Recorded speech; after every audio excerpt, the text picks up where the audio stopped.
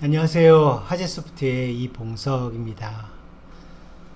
오늘은 윈도우 드라이버 연대기 쉬운 두 번째 시간이 되었습니다. 이제 추석이 며칠 안 남았어요. 추석 전에 제가 또 다른 동영상을 찍을 수 있을지 그거는 정확하게 확답을 해드릴 수는 없는데 여러분들은 뭐 어디 가시나요? 저는 큰 집이 가까이 있습니다. 그래서 이번 추석 때 잠깐 갔다 오고 또 어떤 시간을 또 보낼까 고민을 좀 해봐야 될 것 같아요. 요즘은 뭐 딱히 밖에 나가서 어디 갈 데도 없고 모임에도 제한이 있기 때문에 조금 더 힘을 내보려고 합니다. 여러분들도 기운 내시고요. 오늘은 여러분들하고 52편 지난 시간에 우리 하다 말았던 PNP 제네릭 드라이버, 그 PNP 제네릭 드라이버가 인터럽트를 받았을 때 이것을 어플리케이션하고 주고받는 그런 예제를 작성하고 있었잖아요. 오늘은 그 이제 마무리 시간이 되겠습니다. 이 시간에는 이제 드디어 인터럽트를 발생하면 그 인터럽트를 어플리케이션이 어떻게 받을 수 있는지 그 골격 코드를 여러분들이 실제로 구현하게 되는 그런 시간이고요. 제 외람된 얘기지만 제가 볼 때는 현재까지 구현되어 있는 지금 52편에 해당하는 이 예제를 여러분들이 다운받으시면 최소한 PCI나 PCI 익스프레스에서 기본적인 테스트 가능한 드라이버는 만들 수 있을 것이다 라고 생각을 해요.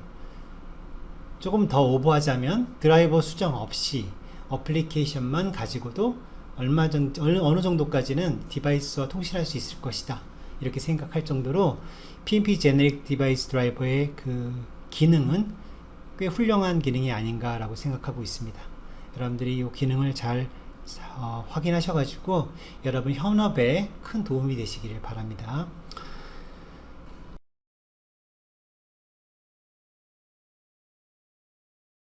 자, 그럼 오늘 수업을 시작하도록 할게요. 오늘은 52편 PNP 제네릭 디바이스 드라이버 개발 5편이 되겠고요. 인터넷을 통해서 여러분들이 이 예제를 받을 수 있을 겁니다.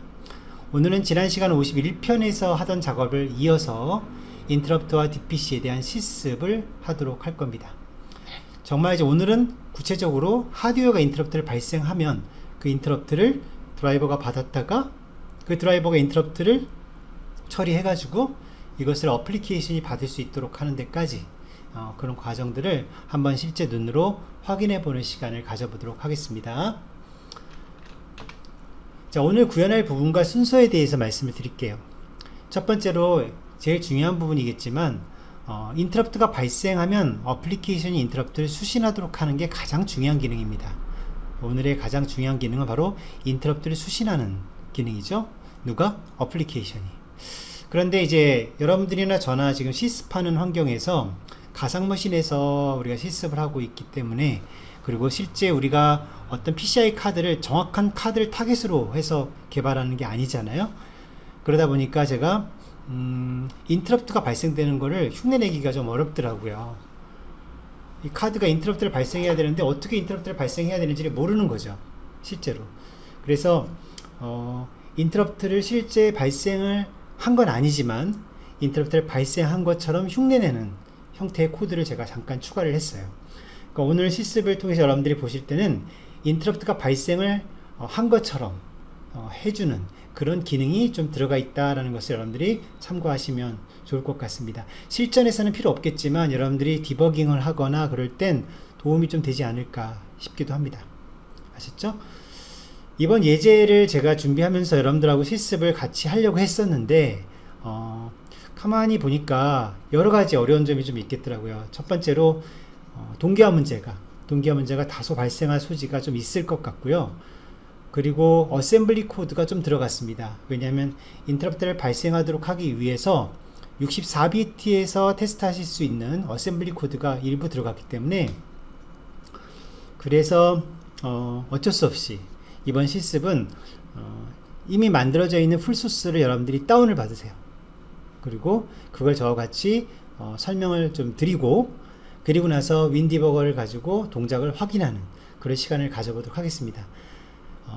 여러분들이 충분히 그런 부분들의 어떤 의도를 좀 파악을 좀 하시고요. 가능하면 소스를 다 이해할 수 있으면 좋겠어요. 소스 내용이 많은 것 같지만 사실 별로 중요한 건 없거든요. 그래서 오늘은 특히 인터럽트를 발생하는 거, 어떤 흉내를 어떻게 낼 수 있는지 그런 것들이 하나의 트릭으로 여러분들이 배워두시고, 그리고 또 실전에서 인터럽트가 발생하면 어플리케이션 인터럽트를 어떻게 수신하게 되는지 그런 부분들을 한번 보도록 하겠습니다. 아셨죠?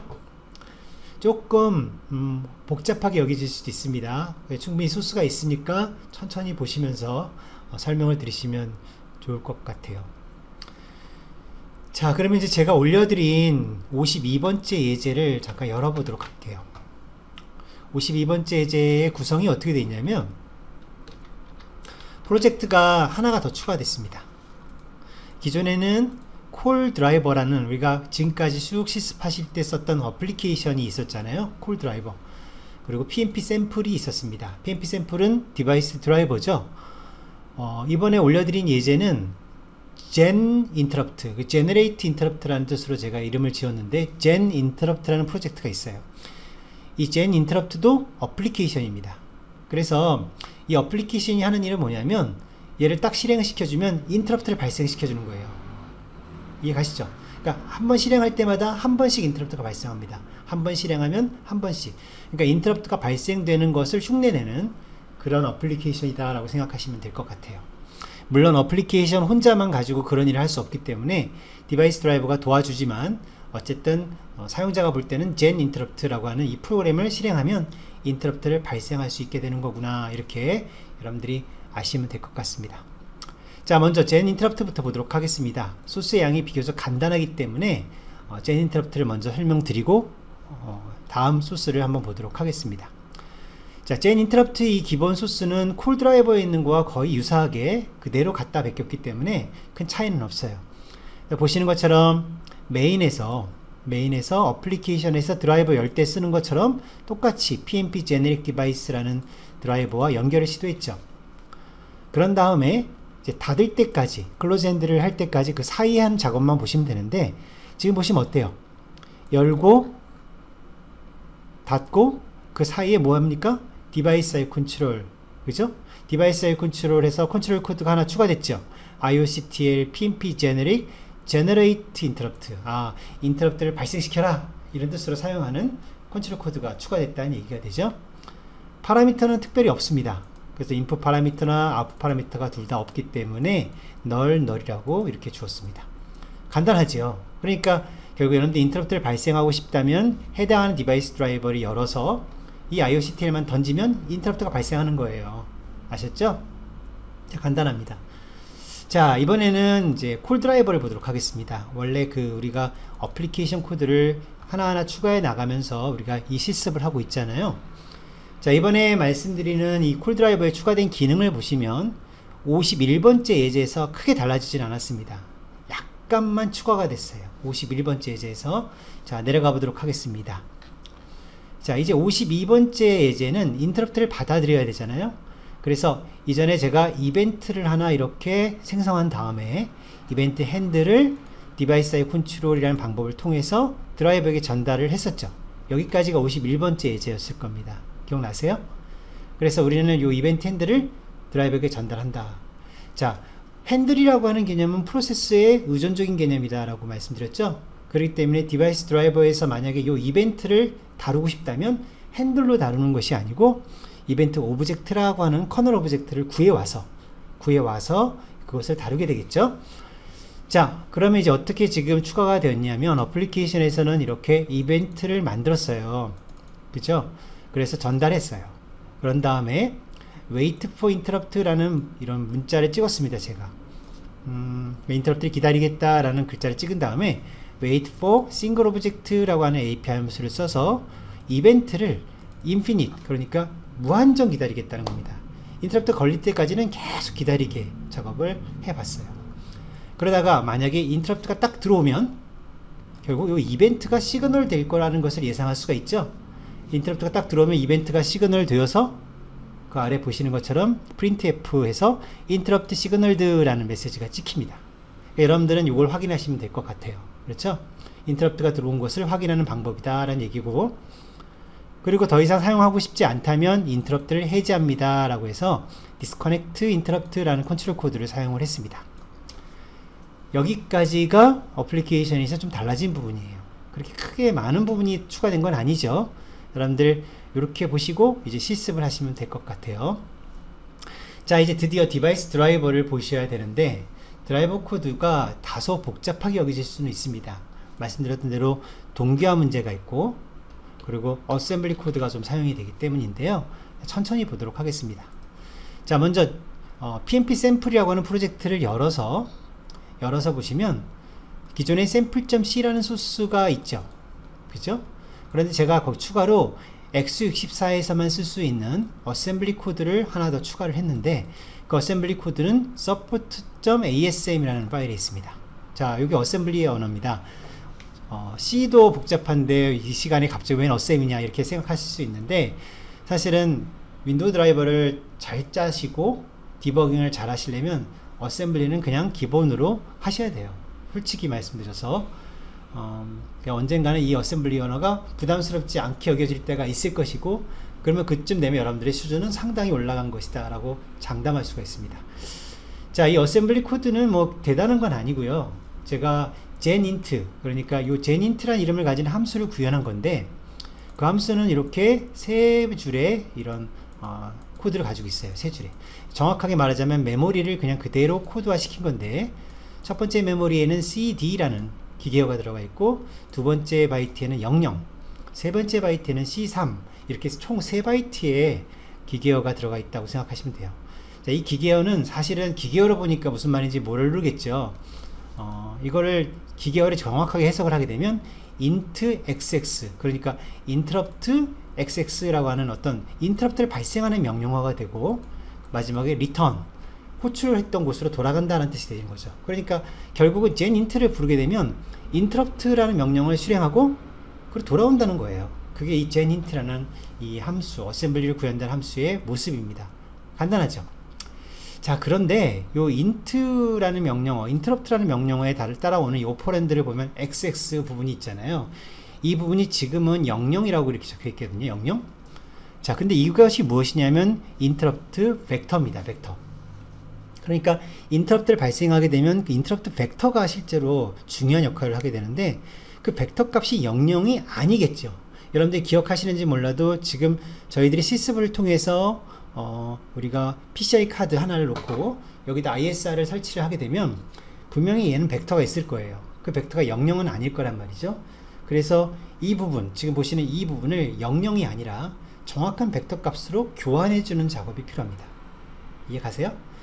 이곳을 00이 아니라, 예를 들어서 인터럽트 80이라고 하자면 이곳을 80으로 누군가 교환해 주는 작업이 필요하다는 거죠. 여러분들이 이렇게 생각하실 수 있을 거예요. 지금 80이라고 넣으면 되지 왜 이렇게 하셨습니까? 라고 하실 수 있는데, 여러분들 실습하는 환경에 따라서 이 예제는 제네릭 예제잖아요. 그러니까 어떤 하드웨어 카드에도 돌아갈 수 있도록 만들기 위해서 준비한 예제다 보니까 이곳에 제가 굳이 80이라고 이렇게 하드 코딩을 하지 않겠다는 거죠.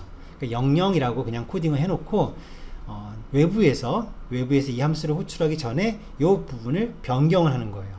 그래서 인터럽트가 80이다 그러면 인터럽트 80, 여기 80으로 바꾸면 되겠고, 인터럽트가 60이다 그러면 60으로 바꾸면 되는 거죠. 그 벡터 값을 여기들 접근해서 바꾸면 된다. 그렇게 여러분들이 이 어셈블리 코드에 대한 그 이해를 하시고 넘어가면 되겠습니다. 어렵지 않죠? 그러니까 결국은 genint라고 하는 이 함수를 부르면 인터럽트가 발생되는 건 맞는데, 지금 상태에서 genint를 그냥 불러버리면 인터럽트 00이 발생돼 버린다는 거죠. 00이. 우리가 의도했던 핸들러가 호출되지 않으니까 이것을 변경한 다음에 genint를 부를 것이다. 오케이? 자, 그리고 이제 또 알아야 될 것들이 이제 있습니다. 크게 나눠서 이제 먼저 제가 genint를 말씀드려야 되기 때문에 이거부터 먼저 설명을 드릴게요. 자, 지금 제가 이렇게 정의를 하게 되면 이 부분은 텍스트 세그먼트, 그러니까 코드라고 하는 영역으로 기록이 돼요. 코드 세그먼트. 자, 코드 세그먼트의 특징은 데이터 세그먼트가 아니기 때문에 읽기만 할 수 있어요. 쓰기를 못합니다. 그러니까 이 부분의 메모리를 여러분들이 변경하려고 시도하면 무조건 폴트가 발생합니다. 안 돼요, 변경이. 근데 지금 저희는 이 부분을 바꿔야 되잖아요. 이 부분 00을 다른 값으로 바꿔야 되잖아요. 그래서 이제 어떤 시도가 들어가냐면 요 함수의 가상 주소를 찾아서 이 함수의 주소를 찾아서 이 함수의 실제 물리 주소가 있을 거 아닙니까? 그 물리 주소 값을 구해온 다음에 그 주소를 가지고 새로운 가상 주소를 또 다시 만들어요. 이해 가셔요? 그러니까 즉 매핑을 한다는 거죠. 현재 이 가상 주소인 genint라는 이 위치는 read only, 그러니까 쓰기가 안 되기 때문에 우리는 이곳을 바꿀 수 없잖아요. 그러다 보니 똑같은 메모리 내용을 우리가 또 다시 접근할 수 있도록 하기 위해서 이 가상 주소가 가리키는 물리 주소, 즉 이곳을 가리키는 물리 주소를 얻어온 다음에 그 물리 주소에 접근하는 새로운 가상 어드레스를 매핑을 해가지고 그렇게 해서 이곳을 변경하게 되는 겁니다. 이해 가시죠? 그렇게 해야만 이제 우리가 원하는 값으로 이 필드를 바꿀 수 있기 때문에 그렇다는 거. 자, 그럼 이제 먼저 거기부터 보도록 하겠습니다. 자, 드라이버 소스 코드를 열어볼게요. 자, 드라이버 소스 코드에서 IOCTL을 처리하는 부분, 그 부분 한번 확인해 보도록 하겠습니다. 자, IOCTL을 처리하는 코드에 보면은 여기 이렇게 오늘 추가한 IOCTL PNP Generate Interrupt, 아까 이거 기억나세요? 인터럽트를 발생시키겠다 이럴 때 호출하는 컨트롤 코드였잖아요. 자, 이것을 누가 호출하게 되면, 인터럽트를 호출하게 되면, 그러면 이때 우리는 디바이스 익스텐션에 저장이 되어 있는, 미리 저장되어 있는 그 벡터 값을 가지고 이제 작업을 하는 겁니다. 그런데 이 작업은 64비트에서만 지원하도록 하기 위해서 일단 64비트가 아니면 그냥 브레이크를 만나도록 이렇게 처리를 했습니다. 자, 그러면 인터럽트 벡터 값이 뭐가 들어있을 텐데 그 값을 어떤 값으로? 여기 이 부분을 바꿔야 된다는 거죠. 그래서 이제 어떤 시도를 했냐면 여기 좀 이런 작업들이 들어가죠. 어떻게 복잡한 것 같지만 이전에 배웠던 MMMBIOSpace를 그대로 활용을 한 겁니다. 자, 보시면은 어떻게 했습니까? 자, 먼저 펑션 어드레스, 그러니까 이 펑션 어드레스 값은 genint, 그러니까 바로 이 함수가 되겠죠. 이 함수의 가상 주소를 그대로 가져와서 그 주소의 물리 주소를 얻어옵니다. mmget physical address, 물리 주소를 얻어와요. 그런 다음에 그 물리 주소를 사용해서 3바이트만큼, 왜? 이게 3바이트밖에 안 되니까요. 그렇죠? 3바이트만큼 새로운 가상 어드레스를 매핑을 합니다. 그래서 p new virtual address for write라는 이름으로 매핑을 한 거예요. 그런 다음에 이제 변경을 하는 거죠. 첫 번째 거는 int라는 명령어가 들어가 있죠. 바로 이게 int입니다. 세 번째 거는 return이라는 OP 코드가 들어가 있어요. 두 번째 바로 여기를 수정한다고 했었죠. 그러니까 이 어레이로 했을 때 이 부분을 수정해야 되니까, 그래서 이 가상 어드레스의 1번 위치만 벡터 값으로 싹 바꿔치기를 하게 된다는 거죠. 결국 이렇게 바꿔치기를 하면 실제 내용도 바뀌어 있겠죠. 우리가 물리 주소를 가지고 새로 매핑해서 쓰는 거니까. 그래서 이렇게 변경이 완료되고 나면 이제 그 가상 어드레스는 사용할 필요가 없으니 onmap IOSpace를 써서 풀이를 하게 되는 겁니다. 자, 결국 위에 있는 여기까지 이만큼의 코드가 수행이 되면 어떤 결과가 생기는 거죠? 이만큼의 코드가 수행이 되고 나면 우리가 미리 만들어 놨던 이와 같은 코드가 변경되게 되는 거예요. 이 중간에 있는 두 번째 이 부분이 원하는 벡터 값으로 변경하게 되는 거죠. 자, 이제 이게 변경되었으니까 이제 genint를 호출만 하면 될 것이다. 그래서 인터럽트를 발생하는 곳에서는 이렇게 genint라는 함수만 부르게 되는 겁니다. 조금 어려울 수도 있는데 뭐 조금 생각해 보시면은 뭐 이해할 수 있는 부분일 것 같아요. 그렇죠? 자, 그러면 이제 리줌 그 genint 통해서 인터럽트가 발생하는 데까지는 여러분들이 좀 이해할 수 있었다, 이렇게 제가 생각을 할게요. genint는 어쨌든 간에 실전에서는 사용될 필요가 없는 부분이에요. 이 부분은 말씀드렸죠. 인터럽트가 정말로 하드웨어에서 발생을 하면 필요가 없는 부분인데, 이제 그러지 않은 상황 같은 경우에 여러분들 디버깅을 하거나 시뮬레이션을 할 때, 이럴 때는 이런 로직을 여러분들이 쓰시면 인터럽트가 발생되게 하는 걸 똑같이 흉내낼 수 있으니까 여러분들 도움이 좀 되실 것 같습니다. 자, 이제 나머지 부분들을 설명해 드려야 되는데 제가 천천히 한번 해볼게요. 그리고 여러분들은 소스 천천히 보시고 디버깅 하면서 여러분들 브레이크 포인트 걸어보면 정확하게 이해하실 수 있으니까 그렇게 겁먹지 마시기 바랍니다. 자, 제일 중요한 부분은 디바이스 익스텐션에서 무엇이 추가됐는지를 여러분들이 보셔야 되는데, 기존보다 좀 많이 추가됐죠. 기존에는 이렇게 위에 세 줄이 있었어요. 이렇게 세 줄이. 근데 이제는 아래 보시는 것처럼 제가 이렇게 추가를 좀 시켜놨어요. 이렇게. 이게 다 필요하기 때문에 제가 추가를 한 거예요. 인터럽트라고 하는 건 결국 디바이스는 하나의 인터럽트를 가지고 있다, 이렇게 제가 가정하고 코드를 구현하기 때문에 인터럽트는 결국은 하나밖에 없을 테니 이 디바이스가 꽂혀서 드라이버가 올라갈 때 ISR 루틴은 딱 한 번만 설정하면 되겠죠. 그렇죠? 그리고 디바이스가 제거될 때 ISR은 그때 해제하면 되겠죠. 그러니까 ISR 루틴은 분명히 한 번만 설치하면 될 거예요. 한 번만. 그리고 그 ISR 루틴이 설치되는 곳은 PNP 명령어, 그 중에서도 스타트 디바이스가 올 때 설치하면 되는 거고, 리무브 디바이스가 올 때 제거하면 되는 거죠. 물론 스탑 디바이스가 올 때 제거하는 것이 더 정확한 표현일 수도 있습니다. 그렇죠? 왜냐하면 제가 강의할 때 리소스 반납 이런 얘기를 해드렸었잖아요. 그러니까 사실은 리소스 반납이 스탑에서 이루어질 수 있도록 코딩하는 것이 좀 더 맞는 표현입니다. 일단 지금은 리무브에서 하도록 했는데, 자, 그러면 이제 스타트 디바이스에서 ISR 루틴을 등록하고 스탑이나 리무브 디바이스에서 ISR을 해제하는 그런 작업들을 드라이버 코드가 가지게 될 거고, 그때 이제 사용되는 게 바로 요 인터럽트 오브젝트라고 하는 구조체가 되겠습니다. 그래서 인터럽트 오브젝트를 얻어와서 ISR을 등록하는 작업에 필요한 거고요. 나머지 부분이 뭐냐면 이벤트예요. 그러니까 어플리케이션에서도 마찬가지로 만약에 여러 어플리케이션이 전부 다 인터럽트를 받겠다라고 하면 골치 아프죠. 지금 이 구조적으로 그런 게 고려되어 있지 않기 때문에. 그래서 어플리케이션이 아무리 드라이버와 연결을 한다 하더라도 딱 한 번만 이벤트를 등록할 수 있겠어요. 누가 만약에 이벤트를 등록했다 그러면 다른 누군가가 다시 또 이벤트를 등록한다 그러면 기존의 이벤트를 지워버렸어요. 제가 지우고 새로 등록되는 것만 등록하게끔, 그러니까 이벤트는 딱 하나만 유지할 수 있도록 하기 위해서 코드를 나름대로 조금 제가 엮었습니다. 이제 그런 부분들이 좀 있기 때문에 여러분들이 이런 것들 때문에 했구나, 이렇게만 여러분들 생각하시면 좋을 것 같아요. 그리고 이런 것들을 다룰 때 동기화 문제가 생길 수 있기 때문에 코드를 보시면 이렇게 동기화 관리를 위해서 카운트 값과 그 다음에 레퍼런스 스핀락이라고 하는 걸 제가 따로 정의를 해서 동기화 문제를 좀 피할 수 있도록 이렇게 한 거다라고 여러분들 보시면 될 것 같아요. 자, 그러면 이제 순서대로 보는데 add device부터 봐야 될 것 같아요. add device 한번 보도록 하겠습니다. 여러분들 add device는 디바이스 스택을 구성할 때, 디바이스 오브젝트를 만들 때 호출되는 곳이죠. 그쵸?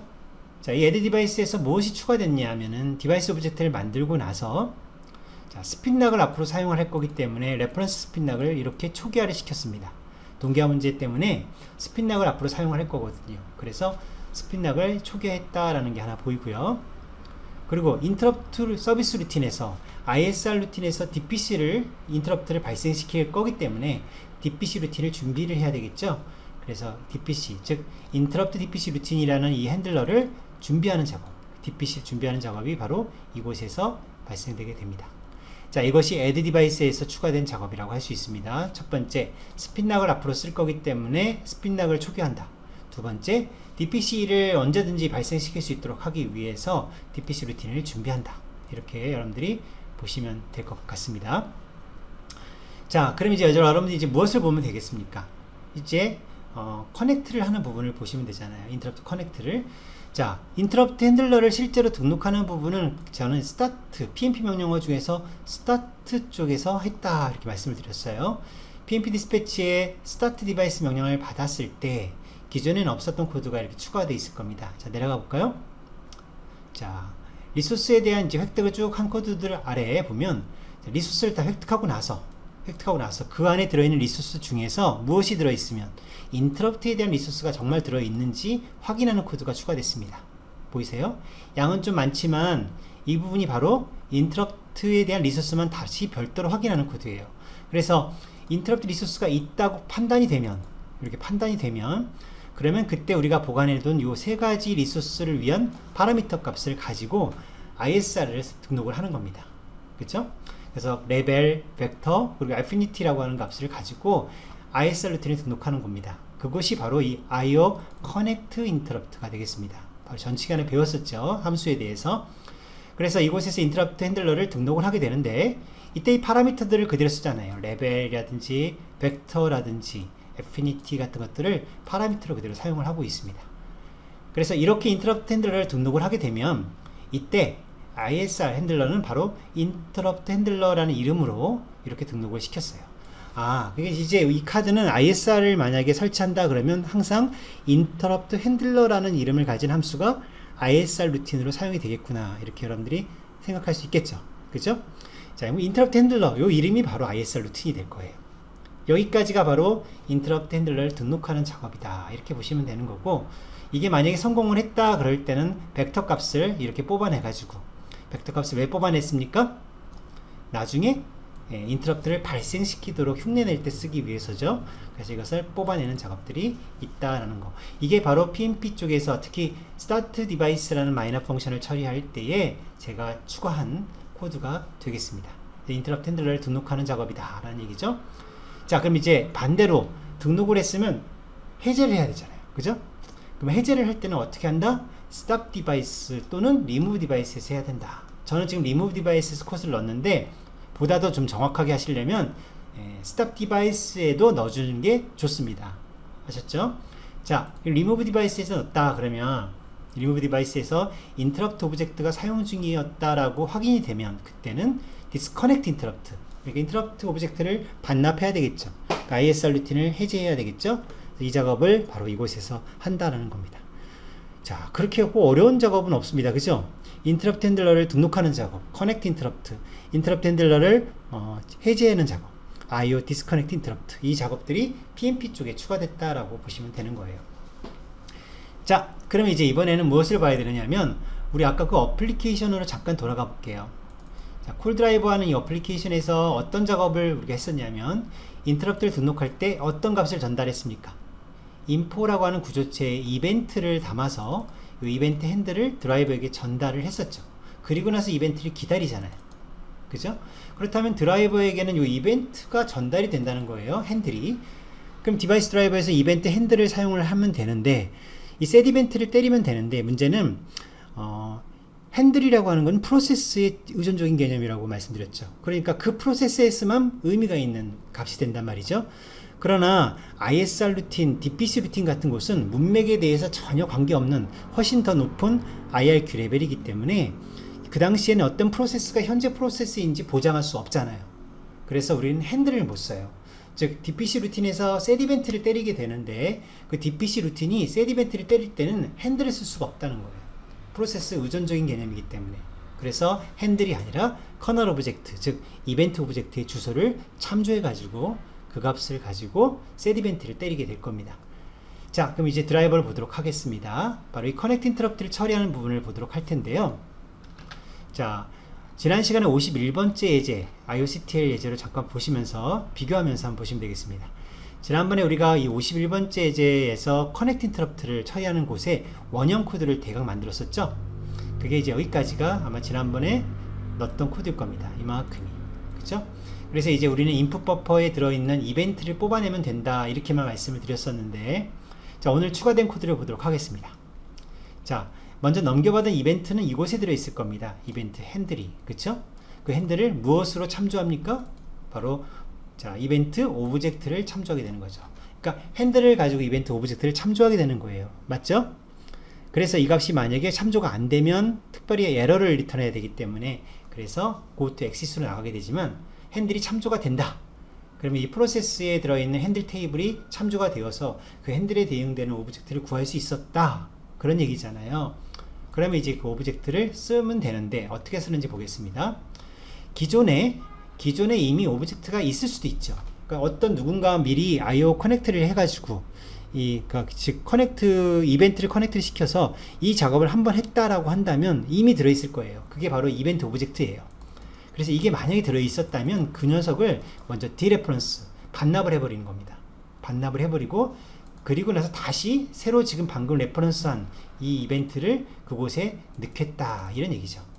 그렇죠? 이 작업을 할 때 동기화 문제가 발생할 수 있을 소지가 있기 때문에 이렇게 스핀락을 acquire 하고 그 다음에 릴리즈하는 작업들을 위아래다 놓게 되었습니다. 아셨죠? 자, 이렇게 해서 결국은 커넥트를 하겠다 그러면 이 커넥트 작업은 어떤 작업을 한다는 얘기예요? 사실은 어플리케이션에서 전달받은 이벤트, 그 이벤트 핸들을 적당하게 이벤트 오브젝트로 참조를 해가지고 그것을 우리가 디바이스 익스텐션에 이렇게 저장하는 작업, 이 작업이 가장 중요한 작업이었다라고 할 수 있습니다. 자, 우리 어플리케이션 코드를 보면 우리는 지금 커넥트 인터럽트를 하고 그 다음에 이벤트를 기다렸다가 이벤트가 시그널 되고 나면 아주 자상하게 다시 디스커넥트를 하죠. 그러니까 이렇게 디스커넥트를 하게 되면 문제가 되진 않을 거예요. 왜냐하면 드라이버에서 디스커넥트 쪽을 처리하는 코드가 있으니까. 자, 디스커넥트 처리하는 코드 한번 보시겠습니까? 어떻게 되어 있습니까? 자, 스핀락을 먼저 획득하고 스핀락을 반납하는 작업 사이에 동기화 문제 코드를 넣죠. 이벤트가 만약에 등록이 되어 있었다라고 하면 이벤트를 반납을 하고 레퍼런스 오브젝트를 하고 그리고 그 구조체를 널로 바꿔버리죠. 자, 이 작업을 하기 때문에 깔끔한 그런 흔적, 깔끔한 흐름을 보일 수가 있는데 저는 항상 그렇게 생각해요. 어플리케이션을 작성하는 사람들을 100% 신뢰하면 안 된다. 드라이버 개발자들은 어플리케이션을 100% 신뢰하면 안 됩니다. 다시 말하면 커넥트를 한 상태에서 그냥 종료할 수도 있다는 거죠. 그냥 종료할 수도 있어요. 그래서 드라이버 개발할 때는 그런 부분들을 항상 고민을 하셔야 돼요. 어플리케이션이 믿을 수 있는 대상은 아니다. 100%. 우리가 생각한 대로 쓴다고 보장할 수 없다라는 거죠. 그래서 이렇게 커넥트가 된 상태에서 그냥 나갈 수도 있다는 것을 항상 코딩을 할 때는 먼저 생각해 보셔야 돼요. 안정적인 그런 코딩을 위해서. 그래서 드라이버 입장에서는 그럴 때는 어떻게 처리를 해야 되겠는가 라는 것을 고민을 한참을 해보셔야 되고, 저는 어떤 방법을 선택을 했냐면, 자, 여기서 만약에 커넥트 인터럽트를 했는데 어플리케이션이 그냥 종료해 버렸어요. 그럼 어플리케이션이 종료를 하니까 스레드가 닫히겠죠. 스레드가 닫히면 현재 스레드에서 사용했던 요 핸들, hDevice라는 핸들이 있겠죠. 그 핸들이 굳이 클로즈 핸들이라는 함수를 이렇게 부르지 않아도, 클로즈 핸들을 부르지 않아도 운영체제는 요 핸들을 닫아버립니다. 자, 우리는 클로즈 핸들로 닫을 수도 있지만 운영체제가 알아서 닫아버린다고요, 이 핸들을. 그러면 드라이버 쪽으로 IRP 메이저 클로즈가 내려가겠구나 라는 것을 알 수가 있죠. 그래서 드라이버 코드를 짤 때는 이렇게 디스커넥트도 두어야 되지만, 만약에 사용자가 디스커넥트를 안 부르고 그냥 종료가 되는 경우를 생각을 해서 클로즈 명령을 받을 때도 고려하시는 거예요. 그래서 저는 클로즈 명령에 보면 이런 게 들어가 있습니다. 자, 만약에 누구도 참조하는 경우가 없다면, 다시 말하면 크리에이트 될 때마다 레퍼런스 카운트를 제가 증가시켜주는 코드가 바로 크리에이트에 있는데요. 자, 보세요. 누가 만약에 열기가 들어왔습니다. 그럼 저는 이걸 증가시켜요. 레퍼런스 카운트를 증가시킵니다. 클로즈를 누가 했습니다. 그러면 레퍼런스 카운트를 감소시켜요. 그러다가 레퍼런스 카운트가 0이 되었다라는 얘기는 뭐예요? 아무도 더 이상 클로즈 크리에이트 한 녀석이 없다라는 거죠. 어플리케이션 중에서 우리 드라이버를 크리에이트 하는 게 아무도 없다라고 확실히 판단되었을 때, 그럴 때 이벤트가 혹시 연결되어 있다면 그 이벤트를 반납하는 작업을 이렇게 수행을 했다는 겁니다. 그러니까 이런 작업들이 드라이버 코드가 훨씬 더 세련돼지는 거고 훨씬 더 안정적인 코드가 되는 거예요. 그러니까 처음에는 여기까지 고민을 잘 못하고 코드를 짜게 되기 때문에 실전에서 경험을 통해서 여러분들이 차차차차 알게 되는 그런 부분 중에 하나가 바로 이런 부분입니다. 아셨죠? 자, 어쨌든 제가 설명이 좀 길었습니다. 어쨌든 간에 이렇게 해서 우리가 ISR 루틴을 등록하는 데까지 예제는 여러분들에게 보여주게 되는 거예요. 자, 그러면 지금 현재 상태에선 이벤트가 이렇게 등록이 되어 있고 ISR 루틴이 등록이 되어 있다면, 이제 인터럽트를 흉내내는 코드에 의해서 인터럽트가 딱 발생하면 어떻게 될 것이냐 라는 거죠. 그러면 이제 드디어 ISR 루틴이 호출이 될 겁니다. 자, 올라가 볼까요? 인터럽트 핸들러 루틴이 호출이 될 거예요. 인터럽트 핸들러는 IRQ 레벨이 2보다 크죠. 그러니까 3보다 큰, 3보다 크거나 같은 비교적 높은 레벨을 가지고 있는 그런 핸들러가 될 겁니다. 이따 저랑 함께 인터럽트 핸들러가 호출됐을 당시의 IRQA를 한번 확인해 보도록 할 거예요. 아셨죠? 굉장히 높은 IRQ일 것이고, 보통은 이 인터럽트 핸들러에서 하는 작업이 어떤 작업이라고 그랬습니까? 자신의 카드가 인터럽트를 발생한 게 맞는지 확인하는 작업이 있어야 된다고 그랬었죠. 지금 저희는 카드가 없잖아요. 그렇죠? 카드가 없죠. 그러니까 그냥 인터럽트는 그냥 무조건 우리가 발생한 거 맞다 라고 수용하는 형태로 지금은 처리했어요.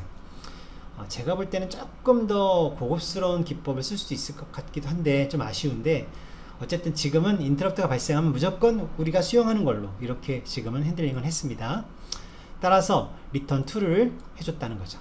return true라는 것은 인터럽트를 받아들이려고 한다라는 뜻이었죠. 바로 앞 시간에 배웠습니다. 내가 인터럽트를 받아들이겠다 그럴 때는 return true를 하셔야 된다는 거죠. 자, 요 레벨이 굉장히 높은 레벨이에요. 그래서 요 레벨에서 나머지 작업들을, 후속적인 작업들을 하기 위해서 DPC를 요청하게 되죠. 그게 IORequest DPC라는 함수가 되는 겁니다. 자, IORequest DPC에 의해서 결국 IRQ 레벨이 적당히 떨어졌을 때, 즉 디스패치 레벨 2번 레벨로 떨어졌을 때 비로소 DPC 루틴이 호출이 될 거예요. 그렇죠? 그러면 이제 여기서 무슨 작업이 남았습니까? DPC 루틴에서는 이벤트가 만약에 등록되어 있는 게 확인된다면 그러면 그 이벤트를 두고 set 이벤트 딱 하고 때리면 되는 거죠. 물론 이럴 때 동기화 문제가 발생할 수 있기 때문에 보시는 것처럼 acquire spinlock, release spinlock을 각각 해 두었습니다. 그래서 우리는 인터럽트가 호출되면 ISR 루틴이 먼저 호출되고 그 다음에 ISR 루틴에서 다시 DPC 인터럽트를 걸기 때문에 DPC 루틴이 호출되고 DPC 루틴에서 set 이벤트라는 함수를 써서 이렇게 이벤트 오브젝트를 가지고 set 이벤트를 하기 때문에 어플리케이션에서는 그 이벤트가 시그널 되는 것을 확인할 수 있게 되는 겁니다. 자, 결국 여기까지가 오늘 제가 준비한 이 예제인데요. 지금부터 한번 이 예제를 돌려보면서 디버거로 브레이크포인트 걸면서 한번 확인을 해보도록 하겠습니다. 자, 먼저 가상머신이 필요한데요. 가상머신은 잘 아시는 대로 우리 항상 가상머신을 쓰고 있죠. 바로 요겁니다. 자, 가상머신 쪽으로 이제 드라이버를 옮겨놨습니다. 그리고 브레이크포인트를 걸 수 있도록 심볼 드라이버의 심볼 파일은 이제 윈디버거 쪽 호스트 PC로 옮겨놓은 상태입니다. 자, 그 상태로 이제 디버거를 또 한번 띄워보도록 해야 되겠죠. 자, 디버거를 한번 보도록 하겠습니다. 현재 디버거는 제가 이렇게 걸어놨습니다. 자, 여기 지금 디버거예요. 자, 윈디버거 상황에서 먼저 브레이크포인트를 걸어보도록 하겠습니다. 윈디버거를 이렇게 띄워놓고요. 브레이크포인트. 자, 심볼이 준비가 되어 있다고 하자면 이제 걸 수가 있겠죠. 브레이크포인트 PMP 샘플. 자, 혹시나 브레이크포인트는 좀 이따 걸게요. 왜냐하면 기존의 드라이버가 사용되고 있었으면 먼저 제거를 하고 하는 게 좋을 것 같습니다. 자, 먼저 기존의 드라이버가 설치가 되어 있는 상태인지 한번 볼까요? 저는 제거가 됐습니다. HD 오디오 컨트롤러가 되어 있잖아요. 여러분들은 혹시 기존에 PMP 샘플이 설치가 되어 있었으면 먼저 지우셔야 됩니다. 아셨죠? 자, 그래서 이렇게 이제 삭제한 상태에서 원래 드라이버가 설치가 되어 있다고 하면 여러분들, 자, 이 드라이버를 지금부터 설치를 하실 텐데 이 PMP 샘플을 설치할 때에 INF 고치는 거 기억나시죠?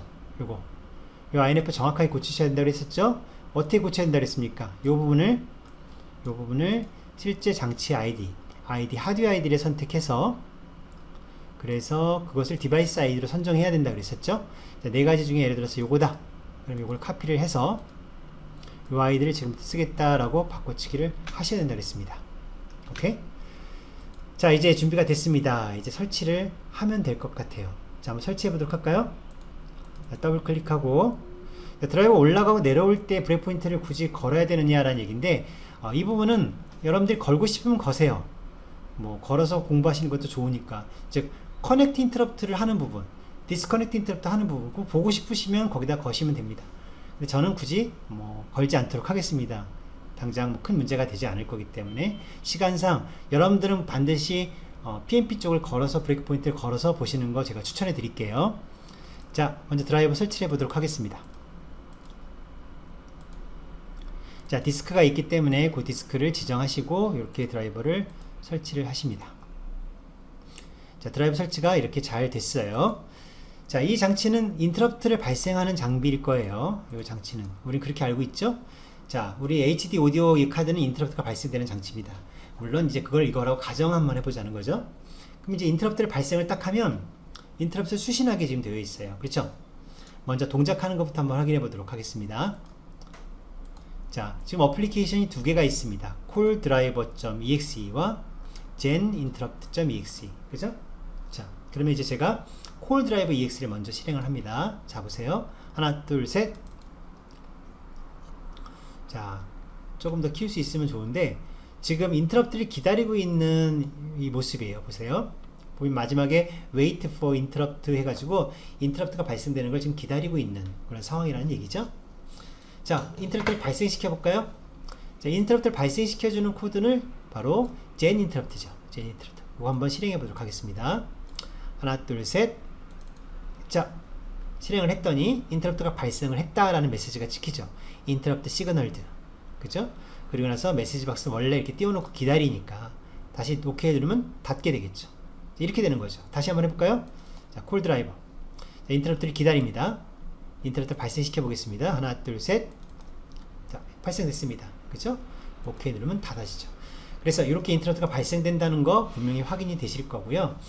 자, 다시 한번 콜 드라이버를 딱 띄운 상태에서 자, 이번에는 ISR 루틴의 브레이크 포인트를 걸어보도록 하겠습니다. 자, 윈디버거로 돌아가서 브레이크를 걸어야 되겠죠? 자, 심볼이 최신 심볼로 릴로드를 시켰습니다. 자, 그런 다음에 자, 최신 심볼로 릴로드 시켰고요. 제가 좀 확대를 좀 하면서 작업을 하겠습니다. 자, 브레이크 포인트를 걸어야 되죠. BP PMP 샘플이라고 하는 드라이버 모듈에 PMP 샘플, 지금 드라이버에서 걸어야 될 부분이 ISR 핸들러와 그 다음에 인터럽트 DPC 루틴 두 개가 되겠습니다. 그래서 ISR 핸들러부터 한번 걸어보도록 할게요. ISR 핸들러를 브레이크 딱 거세요. 자, 그 다음에 두 번째로 DPC를 찾아가 보도록 하겠습니다. 인터럽트 DPC 루틴 브레이크 포인트를 걸어보도록 하겠습니다. 자, 이렇게 ISR 루틴과 DPC 루틴 두 개를 브레이크 포인트 건 상태로 이제 고 하시고요. 자, 그럼 이제 한번 똑같이 인터럽트를 발생시켜 봐야 되겠죠? 자, 가상 머신으로 돌아왔습니다. 자, 인터럽트를 기다리고 있는 코드고요. 이 상태에서 제너레이트 인터럽트를 해야 되겠죠? 하나, 둘, 셋. 자, 인터럽트가 발생되자마자 윈디버거로 브레이크 포인트가 걸렸습니다. 자, 윈디버거로 브레이크 포인트가 걸린 상태를 한번 보도록 하겠습니다. 자, 인터럽트 핸들러 쪽에 제어가 넘어왔다라는 것을 알 수 있죠? 그래서 이곳에서 DPC 요청을 하게 된다는 건데, 자, 트레이스를 한번 해보시면, 자, F10 눌러서 한 줄만 내려가 보겠습니다. 이렇게 트레이스를 할 수가 있죠. 자, 지금 상태의 IRQ 레벨을 한번 보도록 할까요? 자, 지금 상태의 IRQ 레벨은 얼마가 될까? 자, 느낌표 IRQL이라고 한번 쳐보겠습니다. 자, 그랬더니 얼마가 나오나요? 자, 현재 프로세스를 위한 IRQ 레벨에서 저장되어 있는 걸 보면 8이다. 자, 8은 굉장히 높은 레벨이죠. X64 같은 경우는 0에서 16까지밖에 없기, 0에서 15까지밖에 없기 때문에 8은 굉장히 높은 레벨이에요. 8 레벨에서 지금 이 ISR 루틴이 호출됐다는 걸 알 수가 있어요.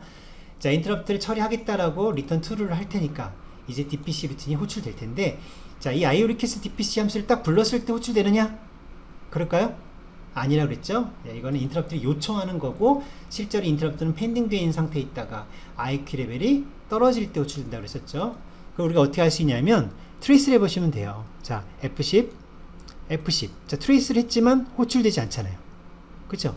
그러니까 이때 호출되는 게 아니라는 거죠. 자, 고 한번 해볼까요? 자, 하나, 둘, 셋, 고!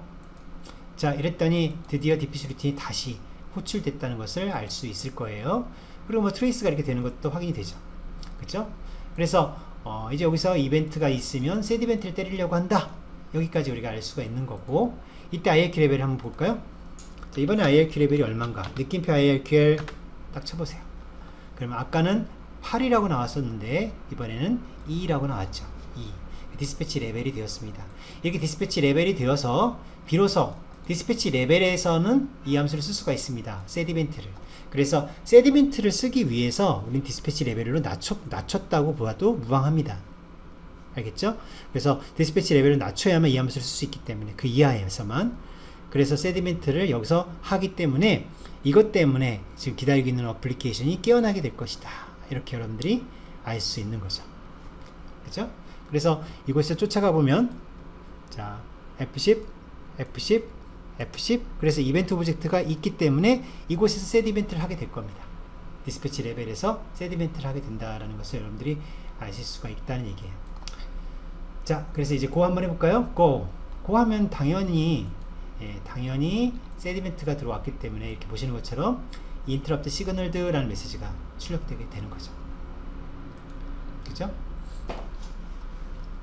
자, 오늘은 실제로 인터럽트가 발생되게 한번 해봤습니다. 그래서 ISR 루틴도 등록하고 또 DPC 루틴도 등록해서 연결을 시켰고요. 특히 DPC 루틴에서는 인터럽트가 발생됐을 때의 응용 프로그램이 그 사실을 알 수 있도록 하기 위해서 이벤트를 시그널하는 그런 예제까지 여러분들이 한번 보셨습니다. 자, 앞에서도 말씀드렸지만은 이제 여러분들 꽤 훌륭한 예제를 가졌다고 제가 자부할 수가 있습니다. 지금 이 예제만 가지고도 PCI나 또는 PCI 익스프레스의 기본적인 드라이버 테스트용 드라이버 정도는 이 PNP 제네릭 디바이스 드라이버를 그대로 사용하셔도 무방할 거라고 생각합니다. 여러분들 이제 한번 활용해 보시고요. 활용하시는 것도 큰 도움이 많이 되시니까 연습 많이 해 보시고, 이제 다음 시간에는 이제 더 필요한 내용들을 더 추가를 해봐야 될 것 같아요. 우리가 지금 PNP 제네릭 드라이버가 지금 이 상태가 완벽한 상황은 아니거든요. 다른 어떤 기능들도 더 가지면 가질수록 더 유용한 제네릭 드라이버가 될 수가 있기 때문에 다음 시간에도 또 새로운 내용을 가지고 여러분들 찾아오도록 하겠습니다. 감사합니다.